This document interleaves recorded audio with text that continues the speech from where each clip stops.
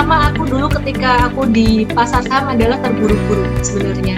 Karena dapat cuan terus tahun 2007 kan sahamnya naik-naik terus tuh. Jadi aku terburu-buru, aku masukin duit, aku masukin duit lagi. Terus suamiku ikut senang juga gitu loh. Dia lihat ternyata kamu bisa ya, pintar juga kamu gitu, pintar juga gitu. Tambahin uang lagi, tambahin sampai 2008. Akhirnya aku baru sadar bahwa pasar saham tuh nggak bisa terburu-buru, mesti santai. Itu kesalahan pertama sih. Terus kesalahan kedua dulu yang saya lakukan adalah saya terlalu banyak ngedengerin sana sini, sini semua. Ternyata pasar saham itu kayak orang bela diri. Ada aliran yang berbeda-beda. Ada jurusnya beda-beda. Ada jurusnya kungfu, ada jurusnya pencaksilat atau apa. Dan setiap saya dengerin, si A, si B, si C, si D, kok ngomongnya beda semua, satu saham yang sama. Ada yang ngomong bagus, ada yang nggak bagus, kacamatanya beda-beda. Dia bilang, oh ini labanya cepat melesat. Ada yang bilang, oh ini valuasinya mahal. Ada yang bilang, ini secara teknikal trennya nggak bagus. Ada yang bilang lagi, secara teknikal trennya bagus. Sekarang setelah saya paham, ternyata 4 orang itu nggak ada yang salah. Karena si A, dia bilang, ini perusahaannya bagus, bertumbuh secara laba. Benar. Yang kedua, si orang kedua bilang, perusahaan ini mahal valuasinya. Benar juga. Contoh nih, Cleo. Ya, Cleo itu dia labanya naik, ya cenderung menguat terus, tapi dia valuasinya juga cenderung mahal kalau dibandingkan dengan perusahaan-perusahaan yang lain gitu. Terus kemudian ternyata ini merupakan karakter dari perusahaan yang growing. Jadi si A ini adalah growth investor, si D ini adalah value investor.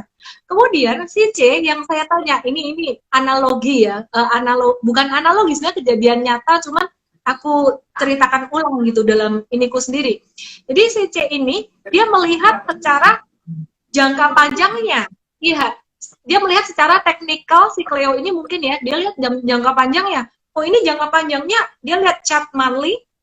Kalau chart monthly-nya ini arahnya masih turun, masih nyungsep di bawah. Jadi ini teknikalnya nggak bagus. Tapi si orang yang ini, si orang keempat, si D, dia melihat secara daily-nya. Oh daily-nya ini si Cleo ini dia kemarin naik, beberapa hari kemarin ini naik dengan volume yang tinggi loh, 29 Juli loh gitu. Sempat 2 hari turun 30 Juli dan 3 Agustus, tapi turunnya tuh volumenya kecil. Hari ini tadi sempat naik lagi dengan volume yang lumayan tinggi lagi. Berarti ini bagus. Nah, 4 orang ini nggak ada yang salah. Jadi, kesalahan saya yang kedua, dulu kalau yang pertama terburu-buru, yang kedua adalah dulu aku tuh ngedengerin sana sini. Jadi aku kasih tips buat teman-teman yang bingung ngedengerin si A, si B, si C, si D, bingung. Tipsnya adalah pahami dulu jenis-jenis strategi investasi. Jadi di kelas untuk pemula dan di workshop selalu di awal banget itu aku jelasin tentang jenis-jenis strategi investasi. Investing dan trading, 2. Investing ini ada macam-macam, value, growth, ada GARP investing. GARP itu adalah gabungan keduanya. Terus kemudian trading, buat saya trading ini ada 2. Yang pertama adalah super trading, yang kedua adalah swing trading. Jadi di awal saya akan jelaskan itu dulu, dan di awal mau nggak mau, kalau Anda mau terjun di pasar saham secara langsung, harus memahami itu. Sehingga Anda akan tahu ketika Anda lihat satu saham, oh ternyata saham ini bagus secara fundamental, tapi secara teknikalnya memang masih tren turun. Contohnya Telkom, contohnya lagi HMSP, ya. Ada saham yang secara fundamentalis struggling, tapi secara teknikalnya udah mulai uptrend nih, jenis strategi investasi. Yang berikutnya, setelah tahu strategi investasi itu apa aja jenisnya, yang berikutnya teman-teman mesti tahu adalah timing kapan menggunakan strategi investasi yang A, B, dan C. Nah, aku kasih tahu simpelnya gini. Kalau lagi di bottom, market lagi di fase 1, habis jatuh itu namanya fase 1. Itu yang cocok adalah strategi value investing dan juga swing trading. Fase 1 yang gede ya, jadi tren besarnya jatuh, ini setiap 10 sampai 12 tahun sekali. Nah, itu adalah value investing karena banyak perusahaan-perusahaan premium yang valuasinya terdiskon. Kemudian di bawah itu ketika sudah mulai agak bentuk sideways, nah itu strategi value investing dan juga swing trading. Tapi pas jatuhnya sendiri kita nunggu. Contoh tanggal 1 Maret sampai pada tanggal 27, sorry, 1 Maret sampai sekitaran pekan ketiga Maret sampai ke tanggal 21-an itu kita nggak trading sama sekali, diem aja. Portfolionya waktu itu 100% cash gitu. Nah, kita menunggu sebenarnya. Jadi ketika mulai ada tanda-tanda reversal, kita mulai masuk yang namanya value investing dan juga swing trading. Ketika sudah mulai terjadi recovery, baik V-shape maupun U-shape, pelan-pelan di sini, ini masih swing trading.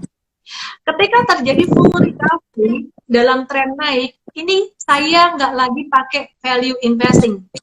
Ya, jadi ketika terjadi full recovery, ini di sini kita pakainya strategi super trader, buy and hold, dan kebanyakan saham-saham second liner. Kenapa saya nggak value investing? Sahamnya Oppo yang mau diinvestasi valuasinya udah mahal-mahal. Mungkin ada yang bilang, banyak tuh second liner masih murah-murah terus, nggak harus nunggu marketnya crash. Nah, tiap orang tuh punya karakter beda-beda. Kalau aku buat investasi jangka panjang, itu sangat konservatif banget. Aku nggak mau yang investasi jangka panjang itu perusahaannya terlalu banyak second linernya. Jadi paling banyak tuh 20% lah untuk investasi jangka panjang untuk second liner. Nah, kembali lagi. Ketika tren naik, kita lebih banyak menggunakan strategi super trader. Sehingga Ellen ini kayak dikenal orang sebagai Ellen Trader gitu. Tulisan di jidatnya nih. Sehingga tahun 2020 saya banyak ngomong tentang investasi itu orang-orang bingung, kok lu jadi investor sekarang nggak salah gitu. Panas ya, enggak, aku nggak panas gitu, aku sehat-sehat aja. Nah, jadi itu dia, selain memahami jenis strategi investasi, kita mesti tahu timing penggunaan tiap strategi itu kapan. Yang aku belum jelasin tadi growth investing. Growth investing bisa dilakukan kapan aja.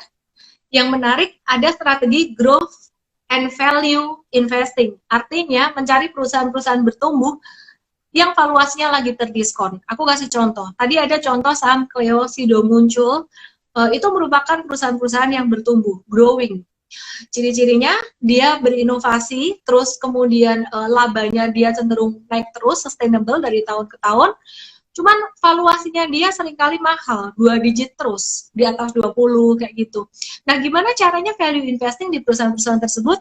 Caranya nggak bisa kita bandingkan dengan saham yang lain. Caranya kita membandingkan valuasi perusahaan tersebut dengan historical atau historical valuasi dari si saham itu sendiri di masa lalu gitu. Jadi kalau ditanya sekarang Cleo dibandingin dengan masa-masa lalu, ya sekarang Cleo ini lebih murah, memang lebih murah kayak gitu. Aku kasih contoh lagi perusahaan premium yang jarang banget valuasinya terdiskon adalah Kalbe Farma. Kalbe Farma itu selalu di atas 20. Dan meskipun di atas 20, tahun ini masih di atas 20, tapi dia udah yang paling murah selama 5 tahun terakhir. Kayak gitu sih. Tapi harganya sekarang lagi nanggung ya, gitu.